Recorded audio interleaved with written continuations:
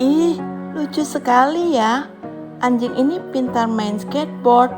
Anjing yang bernama Otto ini dapat meluncur melewati terowongan dari 30 kaki orang yang berdiri berjajar dan masuk di Guinness World Record tahun 2015.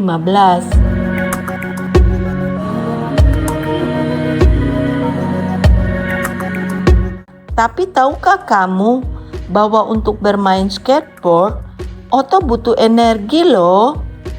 Semua makhluk hidup, manusia, hewan, tumbuhan, dan benda mati sekalipun membutuhkan energi untuk dapat bergerak, melakukan aktivitas, untuk belajar, dan banyak lainnya. Energi itu sangat penting dalam kehidupan. Jadi, energi adalah kemampuan untuk melakukan kerja atau usaha. Ada bermacam-macam energi dalam kehidupan sehari-hari, tetapi yang akan kita bahas terutama yang berhubungan dalam pelajaran fisika ya. Yang pertama kita bahas adalah energi kinetik.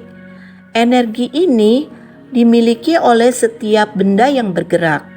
Bila kita tulis di dalam persamaan matematik, energi kinetik sama dengan setengah dikali massa dikali kecepatan kuadrat, di mana huruf EK menunjukkan besaran energi kinetik dan satuan internasionalnya adalah Joule, disingkat huruf J. Huruf M menyatakan besaran massa. Satuan internasional digunakan kilogram. Huruf V adalah kecepatan atau kelajuan benda bergerak.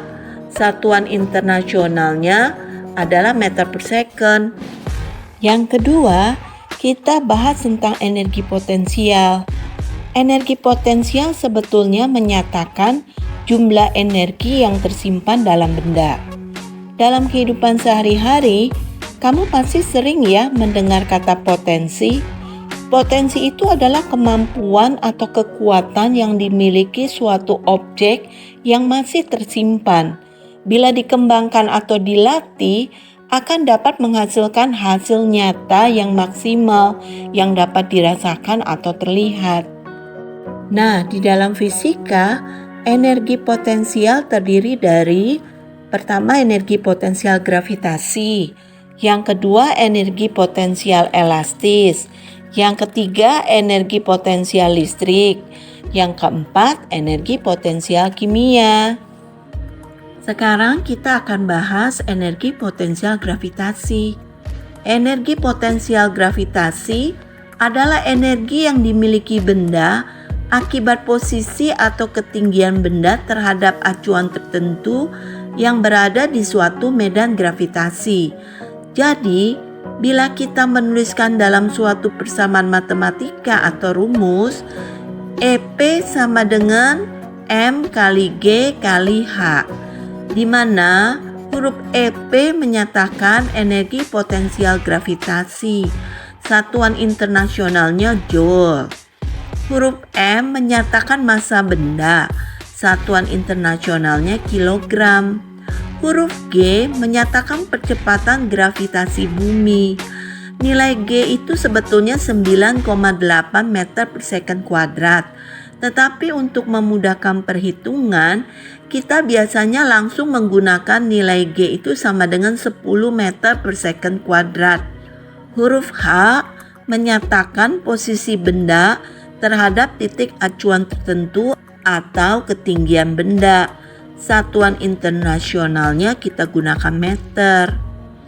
Sebagai catatan saja ya, biasanya kalau di pelajaran fisika diminta besar energi potensialnya, berarti yang diminta energi potensial gravitasi.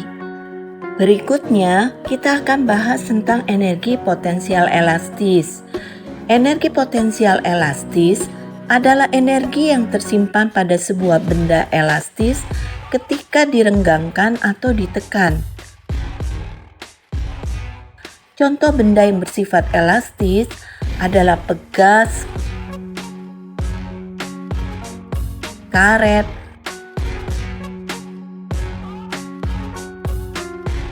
busur.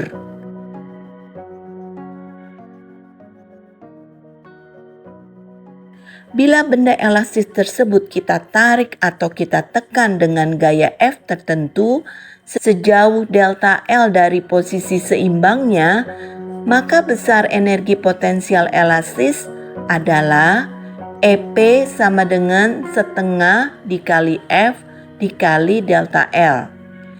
Bila benda berupa pegas, menurut hukum Hooke, besar gaya pegasnya adalah sebesar F sama dengan K dikali delta L.